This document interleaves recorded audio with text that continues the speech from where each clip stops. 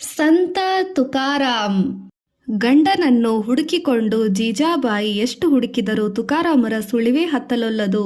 ತಾನು ಪತಿಯೊಡನೆ ಅತ್ಯಂತ ಕಠೋರವಾಗಿ ಮಾತನಾಡಿ ಅವರ ಹೃದಯವನ್ನು ಅತ್ಯಂತ ಘಾತಿಸಿದೆನೋ ಎಂದು ಜೀಜಾಬಾಯಿ ಪಶ್ಚಾತ್ತಾಪ ಪಡುಹತ್ತಿದಳು. ಅಂದು ಪತಿಯನ್ನು ನೆನೆಯುತ್ತಾ ಅಡಿಗೆ ಮಾಡಿದಳು. ಕಾಶಿ ಮತ್ತು ಮಹಾದೇವರಿಗೂ ಊಟಕ್ಕೆ ಬಡಿಸಿದಳು. ಪತಿಗೆ ಬುತ್ತಿಯನ್ನು ಕಟ್ಟಿ ತತ್ರಾಯಿಣಿಯಲ್ಲಿ ನೀರು ತುಂಬಿಕೊಂಡು ಭಂಡಾರಿ ಬೆಟ್ಟದ ದಾರಿ ಹಿಡಿದಳು. ಕಲ್ಲು ಮುಳ್ಳುಗಳ ಪರಿವೆ ಅವಳಿಗಿಲ್ಲ. ಇನ್ನು ಮೇಲೆ ತಮಗೆ ಬದುಕುವ ದಾರಿ ಹೇಗೆ ಸಿಕ್ಕಿತು ಎಂದು ಚಿಂತಿಸುತ್ತಾ ನಡೆಯುತ್ತಿರುವಾಗ ಜೀಜಾಬಾಯಿಯ ಕಾಲಿಗೆ ಒಮ್ಮೆಲೆ ಮುಳ್ಳು ಮುರಿಯಿತು. ಮುಳ್ಳು ಅಂಗಾಲದಲ್ಲಿ ಸೇರಿಕೊಂಡಿತು. ಅಯ್ಯೋ ಎಂದು ನೆಲಕ್ಕೆ ಕುಸಿದಳು. ಕಾಲಿನಲ್ಲಿ ನೆಟ್ಟ ಮುಳ್ಳಿಗಿಂತ ಪತಿಯು ಹಸಿದಿರುವನೆಂಬ ಮನದ ನೋವು ಹೆಚ್ಚಾಗಿತ್ತು. ಹಾಗೆ ಕುಂಟುತ್ತಾ ಕಾಲು ಎಳೆಯುತ್ತಾ ನಡೆಯತೊಡಗಿದಳು. ನೋವು ಇನ್ನೂ ಹೆಚ್ಚಾಯಿತು. ಮನಸ್ಸಿನ ಸಂತಾಪವು ಇಮ್ಮಡಿಯಾಯಿತು. ದಾರಿಯಲ್ಲಿ ಒಬ್ಬ ಮುದುಕ ಎದುರಿಗೆ ಬಂದನು. ಮುಖ ಸಪ್ಪಗೆ ಮಾಡಿ ಕುಂಟುತ್ತಾ ನಡೆಯುತ್ತಿದ್ದ ಜೀಜಾಬಾಯಿಯನ್ನು ನೋಡಿ, ಏನು ತಾಯಿ, ಕಾಲಿನಲ್ಲಿ ಮುಳ್ಳು ಮುರಿದಿದೆಯೇ ಎಂದು ಕೇಳಿದನು. ಹೌದು ಅಪ್ಪ, ಮುಳ್ಳು ಮುರಿದಿದೆ ಎಂದಳು. ಕೂಡಲೇ ಚಿರಪರಿಚಿತರಂತೆ ಜೀಜಾಬಾಯಿಯ ಕಾಲನ್ನು ತೊಡೆಯ ಮೇಲಿಟ್ಟುಕೊಂಡು, ಮುಳ್ಳು ಒಳಗೆ ಹೋಗಿದೆಯಲ್ಲ ಎಂದು ಮುಳ್ಳಿನ ತುದಿಯನ್ನು ಹಿಡಿದು ಜಗ್ಗಿಯೇ ಬಿಟ್ಟ. ಜೀಜಾಬಾಯಿ ಕಾಲಿನಿಂದ ದಳದಳ ರಕ್ತ ಸುರಿಯುವುದನ್ನು ಲೆಕ್ಕಿಸದೆ ನಡೆಯಬೇಕೆನ್ನುವ ಅವಸರ. ಒಂದು ಬಂಡೆಕಲ್ಲಿನ ಮೇಲೆ ಇನ್ನೊಂದು ಶಿಲೆಯನ್ನು ಇಟ್ಟಂತೆ ಏಕಾಗ್ರಚಿತ್ತರಾಗಿ ಧ್ಯಾನ ಮಾಡುತ್ತಾ ಕುಳಿತು ಬಿಟ್ಟ ಇಲ್ಲಿ ತುಕಾರಾಮ್ ಮಹಾರಾಜರು. ಜೀಜಾಬಾಯಿ, ಅಪ್ಪ, ನಿನ್ನ ಹೆಸರೇನೋ ಎಂದು ಕೇಳಿದಳು. ಆ ಮುದುಕ ವಿಠೋ ಎಂಬ ಶಬ್ದ ಕಿವಿಗೆ ಬಿದ್ದೊಡನೆ ಜೀಜಾಬಾಯಿಯ ಕಣ್ಣುಗಳು ಕೆಂಪಾದವು. ಒಂದು ಕ್ಷಣವೂ ನಿಲ್ಲದೆ ಅವನ ಮುಖವನ್ನು ನೋಡದೆ ಅಲ್ಲಿಂದ ಹೊರಟಳು.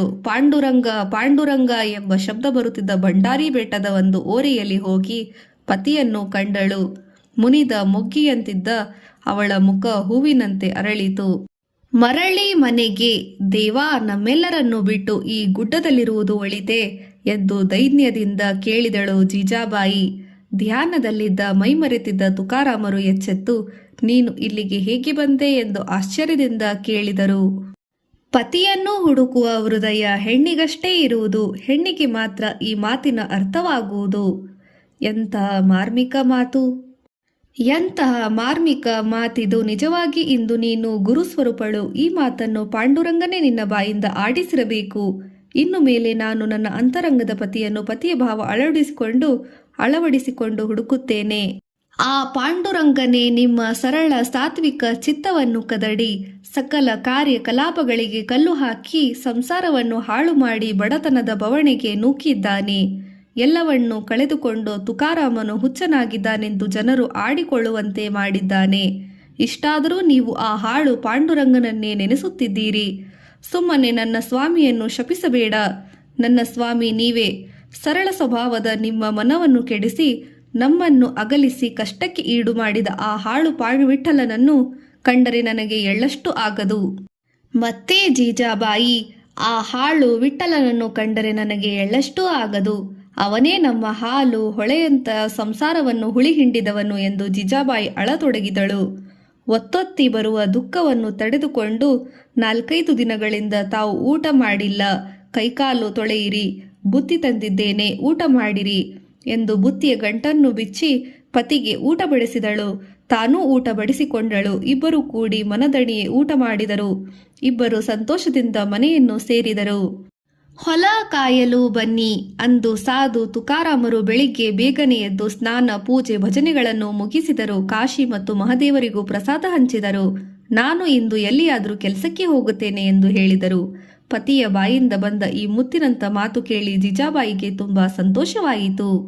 ತುಕಾರಾಮರು ಬೀದಿಯಲ್ಲಿ ಹೋಗುತ್ತಿದ್ದಾಗ ಸಾಲೋ ಎಂಬ ಹರಿಕೀರ್ತನಗಾರ ನೋಡಿ, ಏನು ತುಕಾಜಿಯವರೇ, ಮನೆ ಹಾಳು ಮಾಡಿದಿರಿ, ಕೋಳುಗೀಡಿಯಾಗಿದಿರಂತೆ, ಹೆಂಡಿರ ಮಕ್ಕಳ ಕೈಯಲ್ಲಿ ಬೋಕಿ ಕೊಟ್ಟಿರಿ, ಈಗ ಸಂತನ ಸೋಗು ಹಾಕಿಕೊಂಡು ಎಲ್ಲಿಗೆ ಹೊರಟುವಿರಿ ಎಂದು ಕರುಳಿಗೆ ಮುಳ್ಳು ಚುಚ್ಚಿದಂತೆ ಕೇಳಿದ.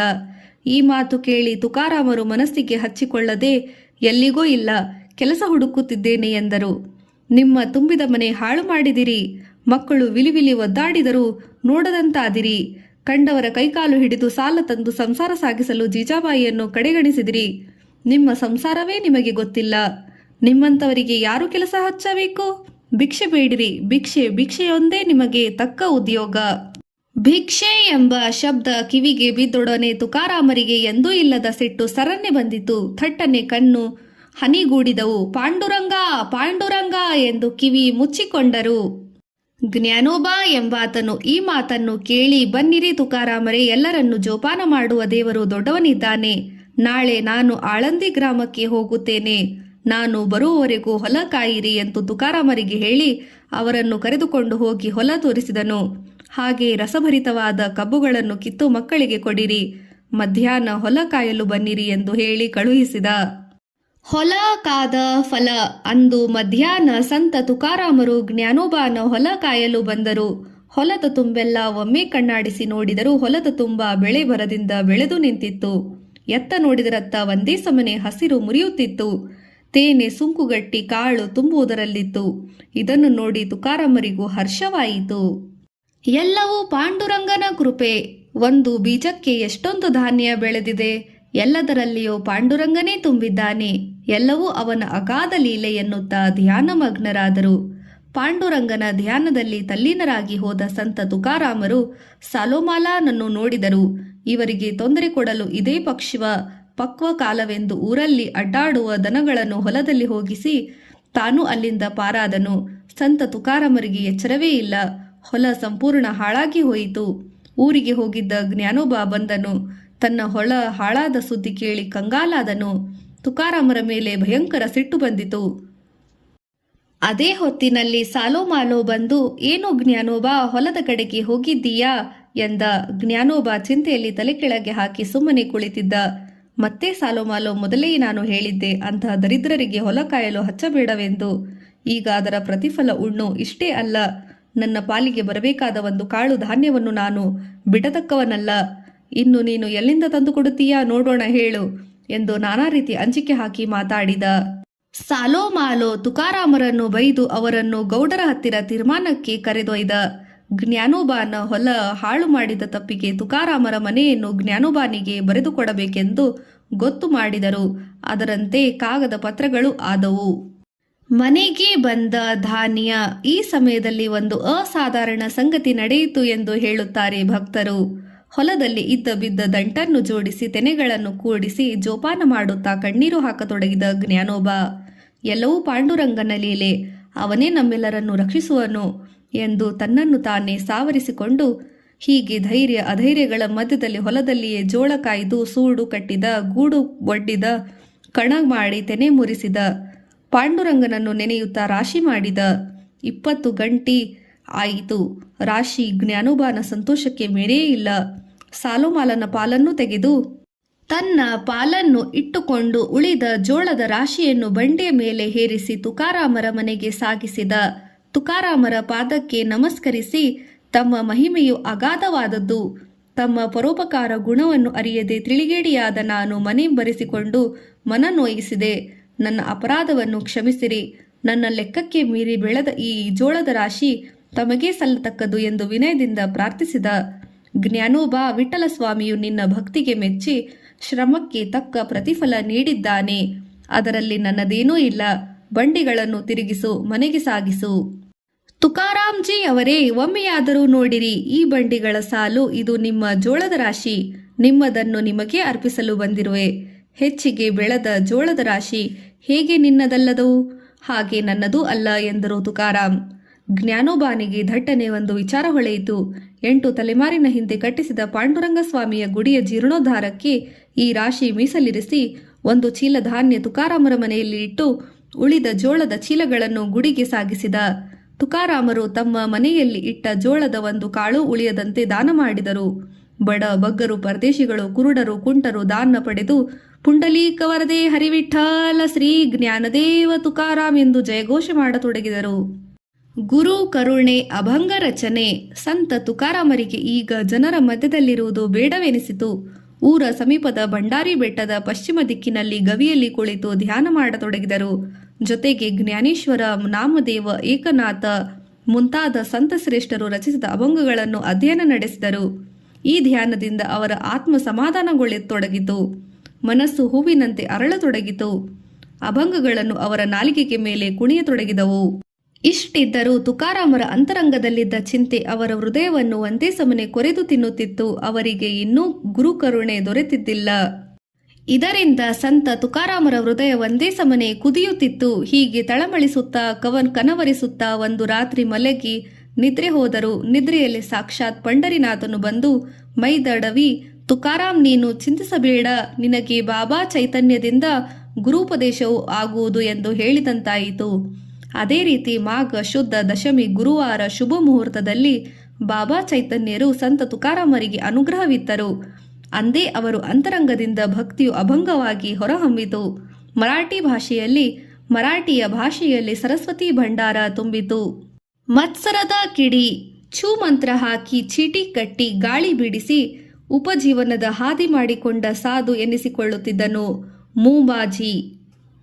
ಕೀರ್ತನೆ ಹೇಳಿ ಅಭಂಗಗಳನ್ನು ಹಾಡಿ ಕೈತುಂಬ ಸಂಭಾವನೆ ಪಡೆದು ಹೊಟ್ಟೆ ತುಂಬಿಸಿಕೊಂಡು ಬೆಳೆಸಿಕೊಂಡಿದ್ದ ಇನ್ನೊಬ್ಬ ಅಂಥ ಸಾಧು ಸಾಲೋಮಾಲೋ. ಇವರಿಬ್ಬರಿಗೂ ಸರಳ ಸಾತ್ವಿಕ ಜೀವನದ ಸಾಧು ತುಕಾರಾಮ್ಜಿ ಅವರನ್ನು ಕಂಡರೆ ಎಳ್ಳಷ್ಟು ಆಗುತ್ತಿರಲಿಲ್ಲ. ಇವರಿಬ್ಬರೂ ಕೂಡಿ ಧರ್ಮಾಧಿಕಾರಿ ರಾಮೇಶ್ವರ ಭಟ್ಟರ ಹತ್ತಿರ ದೂರು ಒಯ್ದರು. ರಾಮೇಶ್ವರ ಭಟ್ಟರು ಇವರ ಪ್ರಚೋದನೆಯಿಂದ ಮೂರ್ಖರಾಗಿ ತುಕಾರಾಮರ ಜೀವನದಲ್ಲಿ ಬಿರುಗಾಳಿ ಎಬ್ಬಿಸಲು ಎದ್ದು ನಿಂತರು. ಮರುದಿನ ಮುಂಜಾನೆ ಅರುಣೋದಯ ಸಮಯಕ್ಕೆ ರಾಮೇಶ್ವರ ಭಟ್ಟರು ದೇಹು ಗ್ರಾಮಕ್ಕೆ ಬಂದರು. ಕೂಡಲೇ ಧರ್ಮಾಧಿಕಾರಿ ಗ್ರಾಮಾಧಿಕಾರಿಗಳು ಕರೆಸಿ ತುಕಾರಾಮರ ಬಗ್ಗೆ ವಿಚಾರಿಸಲು ಬಂದಿದ್ದೇವೆ ಎಂದರು. ಯಾವ ವಿಷಯಕ್ಕೆ ಎಂದು ಕೇಳಿದರು ಗೌಡ ಕುಲಕರ್ಣಿಯವರು. ಏನು ಗ್ರಾಮಾಧಿಕಾರಿಗಳೇ, ಶೂದ್ರರು ವೇದ ಗಮನಗಳು ಓದುವುದು, ಅಭಂಗಗಳನ್ನು ರಚಿಸುವುದು, ಧರ್ಮ ಜಾಗೃತಿ ಮಾಡುವುದು ಇವೆಲ್ಲ ಲೋಕ ಪ್ರಳಯದ ಮುನ್ಸೂಚನೆಯಲ್ಲವೇ? ತುಕಾರಾಮರ ಈ ಚಟುವಟಿಕೆಗಳು ಹೀಗೆ ಮುಂದುವರೆದರೆ ನಾನೇ ಕುಳಿತು ಧರ್ಮಕ್ಕೆ ಅಪಚಾರ ಬಗೆದಂತಾಗುತ್ತದೆ. ಧರ್ಮ ಜಾಗ್ರತೆ ಸಲುವಾಗಿಯೇ ನಾನು ಇಲ್ಲಿಗೆ ಬರಬೇಕಾಯಿತು. ಆ ಶೂದ್ರ ತುಕಾರಾಮನನ್ನು ಕರೆಸಿರಿ. ಗೌಡರು ತುಕಾರಾಮರನ್ನು ಕರೆಸಿದರು. ಧರ್ಮಾವತಾರಿ ರಾಮೇಶ್ವರ ಭಟ್ಟರಿಗೆ ರಾಮರಾಮ ಮಾಡಿದರು ತುಕಾರಾಮರು. ನಿನ್ನ ರಾಮರಾಮ್ಗೂ ಹಾಗೂ ನಿನ್ನ ಅಭಂಗಕ್ಕೂ ಏನು ಸಂಬಂಧ? ಧಿಕ್ಕಾರವಿರಲಿ. ಎಲ್ಲಿಯಾದರೂ ಉಂಟೆ? ಶೂದ್ರರು ವೇದ ಗಮನಗಳನ್ನು ಓದುವುದು, ಅಭಂಗಗಳನ್ನು ರಚಿಸುವುದು, ಜನರಿಗೆ ಉಪದೇಶವನ್ನು ನೀಡುವುದು, ಎಲ್ಲಿಯವರೆಗೆ ನೀನು ಅರಿಯದೆ ಮಾಡಿರುವ ತಪ್ಪನ್ನು ಕ್ಷಮಿಸುತ್ತಿದ್ದೇವೆ. ಇನ್ನು ಮುಂದೆ ಇಂತಹ ಕಾರ್ಯ ಮಾಡಬಾರದು ಎಂದು ಗುಡುಗಿಸುತ್ತಾ ಧರ್ಮಾಧಿಕಾರಿ ಸಂತ ನಾಮದೇವರಿಂದ ಅಪೂರ್ತಿಯಾದ ಅಭಂಗ ರಚನೆಯ ಕಾರ್ಯ ಪೂರ್ಣಗೊಳಿಸಲು ಪಾಂಡುರಂಗನೇ ಅನುಗ್ರಹಿಸಿದ್ದಾನೆ. ತಾವು ಬೇಡವೆಂದರೆ ನಿಲ್ಲಿಸಿಬಿಡುತ್ತೇನೆ. ನಿಲ್ಲಿಸು. ಹಾಗಾದರೆ ಇಲ್ಲಿಯವರೆಗೆ ರಚಿಸಿದ ಅಭಂಗಗಳನ್ನು ಏನು ಮಾಡುವೆ? ಅವುಗಳನ್ನು ಗಂಟು ಕಟ್ಟಿಕೊಂಡು ಇಂದ್ರಾಯಣಿ ನದಿಯಲ್ಲಿ ಹಾಕಿಬಿಟ್ಟು ರಾಮೇಶ್ವರ ಭಟ್ಟರ ಕಠೋರ ಆಜ್ಞೆ. ಅವನ ಸ್ವತ್ತು ಅವನಿಗೆ ಅರ್ಪಿಸುವೆ. ಧರ್ಮಾಧಿಕಾರಿಯ ಅಪ್ಪಣೆಯ ಮೇರೆಗೆ ತಾವು ರಚಿಸಿದ ಅಭಂಗಗಳನ್ನು ಬರೆದಿದ್ದ ಓಲೆ ಗರಿಗಳನ್ನು ಗಂಟು ಕಟ್ಟಿ ತುಕಾರಾಮರು ಇಂದ್ರಾಯಣಿ ನದಿಯಲ್ಲಿ ಮುಳುಗಿಸಿದರು. ಅವರ ಹೃದಯದಲ್ಲಿ ಒಂದೇ ಸಮನೆ ತಳಮಳ. ಏನು ಮಾಡಿಯಾದರೂ ಸಮಾಧಾನವಾಗುತ್ತಿಲ್ಲವೆಂದು. ಬಡ ಸಾಧುಗಳಿಗೆ ವಜ್ರ ವೈಡೂರ್ಯಗಳಿಂದ ಏನು ಪ್ರಯೋಜನ? ಇಂತಹ ನಿರರ್ಥಕವಾದ ಸೇವೆಯನ್ನು ಭಗವಂತ ನನ್ನಿಂದ ಏಕೆ ತೆಗೆದುಕೊಂಡಾನೋ ಏನೋ. ಅವನು ಏನೇ ಮಾಡಿಸಲಿ ಅವನ ಸ್ವತ್ತು ಅವನಿಗೆ ಅರ್ಪಿಸಿರುವೆ. ಇನ್ನು ನಾನು ನಿಶ್ಚಿಂತ ಎಂದು ಇಂದ್ರಾಯಣಿ ನದಿ ದಂಡೆಯ ಮೇಲಿದ್ದ ಒಂದು ಬಂಡೆಗಲ್ಲಿನ ಮೇಲೆ ಇನ್ನೊಂದು ಶಿಲೆಯನ್ನು ಇಟ್ಟಂತೆ ಏಕಾಗ್ರಚಿತ್ತನಾಗಿ ಧ್ಯಾನ ಮಾಡುತ್ತಾ ಕುಳಿತು ಬಿಟ್ಟ. ಆಗ ಒಂದು ಅದ್ಭುತ ನಡೆಯಿತು ಎಂದು ಭಕ್ತರು ಹೇಳುತ್ತಾರೆ. ಹೀಗೆ 12 ದಿನಗಳು ಕಳೆಯಲು ರಾತ್ರಿ ಸ್ವಪ್ನದಲ್ಲಿ ಪಾಂಡುರಂಗ ಸ್ವಾಮಿಯು ದರ್ಶನ ನೀಡಿ, ನಾಳೆ ಬೆಳಗಾಗುತ್ತಲೇ ಇಂದ್ರಾಯಣಿ ನದಿಯಲ್ಲಿ ನೀನು ಮುಳುಗಿಸಿದ ಅಭಂಗಗಳು ತೇಲಿ ಮೇಲೆ ಬರುತ್ತವೆ, ಚಿಂತಿಸಬೇಡ ಎಂದು ಹೇಳಿದಂತಾಯಿತು. 13ನೇ ದಿವಸ ಸೂರ್ಯೋದಯದ ಸಮಯದಲ್ಲಿ ಅಲೆಗಳ ಬೆನ್ನಿರಿಸಿ ಒಂದರ ಮೇಲೊಂದು ಅಭಂಗಗಳ ಪ್ರತಿ ತೇಲಾಡುತ್ತಿತ್ತು ಎಂದು ಹೇಳುತ್ತಾರೆ.